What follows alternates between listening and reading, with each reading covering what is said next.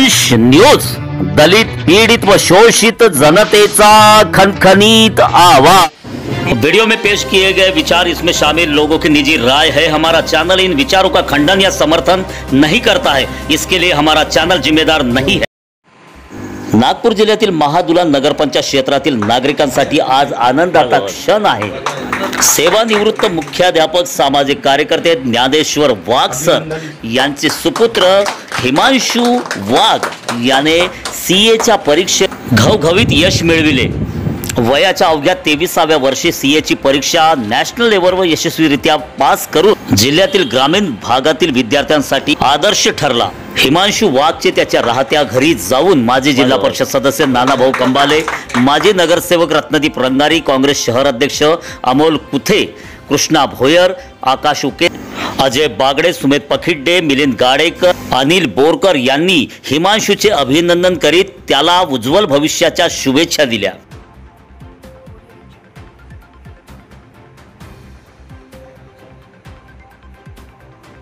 नागपूर जिल्ह्याकरिता आणि खास करून नागपूर जिल्ह्यातील कामठी तालुक्यामध्ये असलेल्या महादुला नगरपंचायतकरिता एक मोठी आनंदाची बातमी ती अशी आहे शहरवासियांसाठी की महादुला नगरपंचायत क्षेत्रातील सामाजिक कार्यकर्ते ज्ञानेश्वर वाघ सर ज्यांची ओळख या नागपूर जिल्ह्यालाच नाही तर 6 जिल्ह्याला ओळख आहे आणि ते नागपुरातील शिक्षक मतदारसंघाचे जे 6 जिल्ह्याचे विभागीय अध्यक्ष आहेत आणि त्यांच्या मुलाने हिमांशुनी एक सीएची परीक्षा त्या फायनल परीक्षेमध्ये एवढं घवघवीत यश मिळवलेलं आहे। त्याला अभ्यासाची एवढी चिकाटी होती की त्याने घर सोडून दिल्लीमध्ये राहून त्याने त्याचा अभ्यासक्रम तिथे ते ग्रॅज्युएशन आणि त्याच्यानंतर जवळपास 4 वर्षामध्ये ज्या स्टेप बाय स्टेप त्यांनी जे अचीवमेंट केलेलं आहे आणि तो सीए मनुष्यनी ग्रामीण भागातील एक पहिला विद्यार्थी म्हणून आणि खास करून महादुला नगरपंचायतचा एक खास पहिला एक विद्यार्थी असा आहे की त्या विद्यार्थ्याने सीएच्या परीक्षेमध्ये यशस्वीपणे ती परीक्षा पास केलेली आहे। आणि या ठिकाणी आज आपण त्याच्याशी आपण सर्वात आधी तर वर्ल्ड न्यूज चॅनलच्या माध्यमातून आपलं अभिनंदन। ही परीक्षा पास करताना नेमकं काय अडचणी आल्या आणि कशी तयारी तुम्ही केली होती हे आमच्या चॅनलच्या माध्यमातून दर्शकांना सांगा। नक्कीच। तर मागच्या 6 महिन्यामध्ये मी स्टडी लीवसाठी मुंबईला होतो आणि सातत्याने सकाळी 5 वाजता उठून आणि सकाळी 4 तास सकाळी अभ्यास करायचा, दुपारी 4 तास अभ्यास करायचा आणि रात्री 4 तास, म्हणजे डेली बेसिसवरती 12 तास सातत्याने 6 महिन्यांनी अभ्यास केला।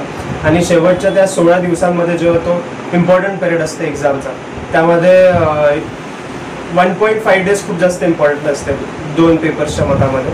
तर त्या पिरियडमध्ये खूप जास्त एक मेंटली टफनेस जी आहे ती रिक्वायर्ड असते आणि ती माझ्या आईबाबांमुळे आली।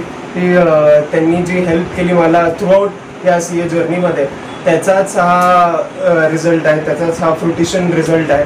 आणि सांगायचं म्हणजे एक इम्पॉर्टंट चीज झाली की over a period of this 4 years याच्यामध्ये एक खूप जास्त इम्पॉर्टंट क्वालिटी जी माझ्या बाबांकडून जी आली आहे ती आहे की किलर इन्स्टिंक्ट, किंवा जे आपण हातातलं जे काम सिलेक्ट केलं आहे ते आपण करायचंच, म्हणजे की लात मारेन तिथे पाणी काढेल ही जी जिद्द असते ती त्यांच्याकडून आली आणि त्याचाच हा रिझल्ट आहे। तुम्ही एक उद्देश म्हणजे समोर धरला की आपल्याला सीएच बनायचं आहे आणि प्रायव्हेट सेक्टरमध्ये जाऊन आपल्याला कुठेतरी एक अचीव करायचं, पण त्याच्यासाठी ग्रामीण भागातील खरं पाहिलं तर विद्यार्थ्यांना अशा पद्धतीनं मार्गदर्शन भेटत नाही। त्यांना कशा पद्धतीने सीएचा कोर्स करणं काही म्हणजे फार काही सोपं काम नाही आहे। त्याच्यासाठी एंट्रन्स लेवल आहे, त्याच्या सीए फाउंडेशन पासून तर व्हॅल्यू पिरियड पण असतो, ते सुद्धा तुम्ही केलं आणि त्याच्यानंतर परत नॅशनल लेवलवर तुम्ही अचीव केलेलं आहे। 370 मार्क्स तुम्हाला मिळालेले आहे।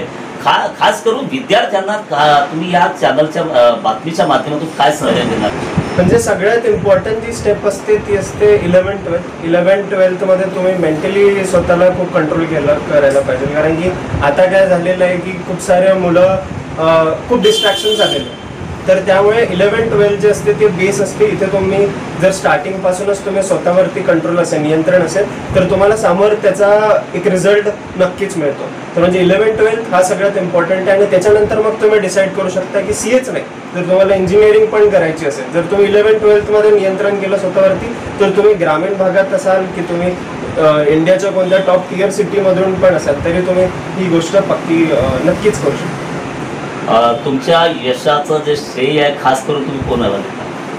दोघांनाही, आईबाबांनाही देतो आणि ताईला पण देतो. ताई कडेच मी राहिलो 6 महिन्यासाठी आणि मृणाली वाघ ती पण IIT बॉम्बेमध्ये प्रोफेसर आहे. तर तिचा म्हणजे दरवेळेस माझ्यावरती सर्वेलन्स असायचा की हिमांशू काय केलं तू आज, काय नाही केलं.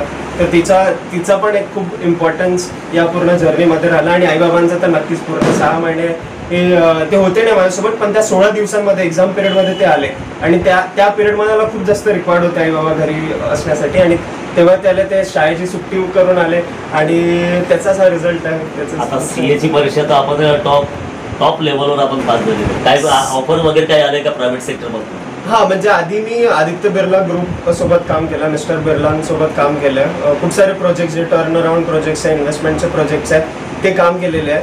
पण एक बॅक ऑफ द हेड हे पण आहे की सिव्हिल सर्व्हिसेसमध्ये पण एकदा ट्राय करायला हवं. तर मे बी 2 वर्षानंतर प्रायव्हेट सेक्टरमध्ये काम केल्यानंतर सिव्हिल सर्व्हिसेस UPSC ची एकदा प्रिपरेशनचं पण एकदा ट्राय करेल मी. तर हे आहे समोरचं नेक्स्ट 5 वर्ष. वाघ सर आहेत हिमांशूचे वडील. सर 36 वर्ष तब्बल आपण मुख्याध्यापक म्हणून प्रागतिक शाळेमध्ये आपण जबाबदारी चांगली पेललेली आहे आणि एक सोशल वर्कर म्हणून आता निवृत्त झाल्याच्या नंतर तुमचं चांगलं जोमाने काम चालू आहे. तर हिमांशूच्या या यशाच्या जर्नीबद्दल काय सांगणार आपण? हिमांशूला एक जिद्द होती. त्यांनी 8व्या वर्गापासूनच ठरवलं की मला CA व्हायचं आहे. 8व्या वर्गापासून त्या मार्गाला लागला. आणि त्याच्या आईची फार मोठी इच्छा होती की डॉक्टर व्हावा. त्यांनी 10वीमध्ये 11-12वीला सायन्समध्ये ॲडमिशन घ्यावं, पण त्यांनी ते कोणाचंही ऐकलं नाही आणि त्यांनी आपली जिद्द पूर्ण केली. आणि त्या जिद्दीमध्ये BCom ऑनर्स त्यांनी दिल्लीवरून केल्यानंतर तो सक्सेस झाला. जे माझे प्रेमी आहे, नातेवाईक आहे, भाऊ आहे, सुना आहे आणि राजकीय नेते नाना भाऊ आहे, रत्नदीप आहे, अजयजी बागडे आहे, आकाश मुके आहे, पकिडेजी आहे, आपण लोक आहात. या लोकांच्या सर्व आशीर्वादाने मार्गदर्शनाने आमच्या परिवारावरती असलेल्या प्रेमामुळे आम्ही इथपर्यंत पोहोचलो आणि सक्सेस झालेलो आहोत. तुम्ही तर तुमच्या मुलाचं आता समोर करिअर घडवलेलं, पण ग्रामीण भागातील विद्यार्थ्यांना अजूनही करिअर गायडन्सबद्दल कुठेतरी मार्गदर्शन मिळत नाही. तर याच्या संदर्भामध्ये पुढे तुम्ही काही जनजागृती संदर्भामध्ये काही कार्यक्रम हातामध्ये घेणार आहात? हो, नक्कीच. जनजागृती म्हणजे ज्या मुलांना स्पर्धा परीक्षेमध्ये मुलं आताही उतरत नाही, आम्ही स्पर्धा परीक्षेकरिता असे कॅम्प आयोजित करू राजकीय लोकांचा सहकार्य घेऊन. आणि हिमांशू जो आहे ह्या कुठल्याही गरीबाला असो कोणाला असो तर आपली सेवा देण्यास तो नेहमीसाठी कायम राहील, तयार आहे. बाबांच्या जी आता बाबांची इच्छा आहे की गरीब मुलांनाही कुठेतरी याच्या संदर्भामध्ये करिअर गायडन्स मिळालं पाहिजे. याच्यासाठी काही आपण गरीब विद्यार्थ्यांना काही मदत करणार मार्गदर्शनासाठी? याआधी मी कोविड पिरियडमध्ये एक सांगू इच्छितो की मी इथेच होतो नागपूरला आणि मी 12 ते 15 स्टुडंट्सला 11-12चं कॉमर्स शिकवलं होतं आणि त्यांनी happily they scored about 90% in 12th. तर ते गायडन्स तर माझं दरवेळेस राहणारच आहे, त्याच्यात काय. मी कुठेही असलो तरी मी इथे आपल्या रूट्सपासून कनेक्टेडच राहणार आहे. आणि ग्रामीण भागातल्या आणि एक जिद्द जी असते ते मला असं वाटतं ग्रामीण भागातल्या मुलांना जास्त असते की त्यांना एक अंदरून हे असते की मला आता या जागेतून बाहेर निघून कुठेतरी आपल्या आईबाबांसाठी आपल्या समाजासाठी काही ना काही करायचं आहे. तर ती जिद्द बघून डेफिनेटली मला असं वाटते की माझा खूप जास्त रोल राहील की या सगळ्या स्टुडंटसाठी काही ना काही कंट्रीब्यूट करायचं. आणि एक मे बी आपण हे पण विचार करू शकतो की एक असा प्लॅटफॉर्म बनवायचा की ज्याच्यात जे स्टुडंट्स आहे त्यांना एक लिटरेट करायचं की तुम्ही कोणत्या डिव्हिजनमध्ये तुम्ही जाऊ शकता. तुम्ही सायन्स घेऊ शकता, तुम्ही कॉमर्स घेऊ शकता, तुम्ही आर्ट्स घेऊ शकता. त्यामध्ये डेफिनेटली मी कंट्रीब्यूट करेन. वॉइस न्यूज चॅनलच्या माध्यमातून तुम्हाला आणि तुमच्या संपूर्ण परिवाराला आमच्या चॅनलच्या माध्यमातून शुभेच्छा. तुमचं करिअर पुन्हा अशाच पद्धतीनं फुलत राहू आणि ग्रामीण भागातील विद्यार्थ्यांना तुमच्याकडनं मार्गदर्शन मिळो हीच आमच्या चॅनलकडनं सदिच्छा राहणार की मी इंजिनियर किंवा डॉक्टर व्हावं. पण मला इंजिनियरही व्हायचं नाही आणि डॉक्टरही व्हायचं नाही, मला वेगळंच काही व्हायचं आहे. तर 8वीपासूनच ठरवून ठेवलेलं होतं मी बनेल तशी. बेटा तू CA बनतोय पण तुला शेवटपर्यंत ते पूर्ण मी बिलकुल करून दाखवीन म्हणजे दाखवीन तुला, तू काही टेन्शन घेऊ नको. तर त्यांनी नक्कीच म्हणजे माझं म्हणजे हे केलं. पण आता चर्चा केलेली हिमांशू आणि हिमांशूच्या परिवारासोबत आपण जर एक उद्देश जर आपण समोर जर धरला की आपल्याला हे करायचं आहे तर ते आपण क्रॅक करणारच. आपल्याला ते उद्देश आपल्याला समोर आहे आणि त्या उद्देशासाठी महत्त्वाची खास करून अभ्यासाची चिकाटी असणं महत्त्वाचं आहे. आणि ती चिकाटी आणि खास करून आजच्या या स्टोरीमधनं आपल्याला एक ही गोष्ट शिकण्यासारखी आहे की आईवडिलांनी आपल्या मुलांवर कधी प्रेशराईज करू नये किंवा त्याने कुठलं क्षेत्र निवडावं. विद्यार्थी आपला पाल्य कुठल्या क्षेत्रामध्ये त्याची जायची इच्छा आहे, त्याची आवड कुठल्या क्षेत्रामध्ये आहे आणि तो जे विद्यार्थी त्या आवडीच्या क्षेत्रामध्ये जर जात असेल तर त्याच्या पाठीमागे परिवाराने खंबीर साथ दिली पाहिजे आणि त्याच्या माध्यमातूनच कुठेतरी आपल्या पाल्याचं आणि आपल्या मुलाचं हे भविष्य उज्ज्वल होते. आणि आज या ठिकाणी या स्टोरीमधनं आपण हिमांशूची स्टोरी आपण सर्वांनी बघितलेली आहे. या स्टोरीतून समोर नागपूर जिल्ह्यातील ग्रामीण भागातील विद्यार्थ्यांनी कुठेतरी बोध घ्यावा आणि कुठे आपल्याला स्पर्धा परीक्षा असो की वेगवेगळ्या ज्या काही आपल्या स्टाफ सिलेक्शन असो की सेंट्रलचा एक्झाम असो त्याच्या संदर्भामध्ये कुठेही आपल्याला करिअर गायडन्स घ्यायचं असलं तर नक्कीच आपण मार्गदर्शक लोकांकडनं गायडन्स घ्या आणि आपण आपल्या जीवनाचे शिल्पकार स्वतःच घडा. बाबासाहेबांनी म्हटल्याप्रमाणे आपण त्या विचारावर नेहमीच चालण्याचा प्रयत्न करा. तोपर्यंत आपण बघत राहा वास्तू चॅनल. मी सुनील साळवे, मुख्य संपादक वास्तू थेट महादुला नगरपंचायत परिसरात. व्हिडिओ जास्तीत जास्त लाईक करा, शेअर करा आणि आमचं यूट्यूब चॅनल सबस्क्राईब करा.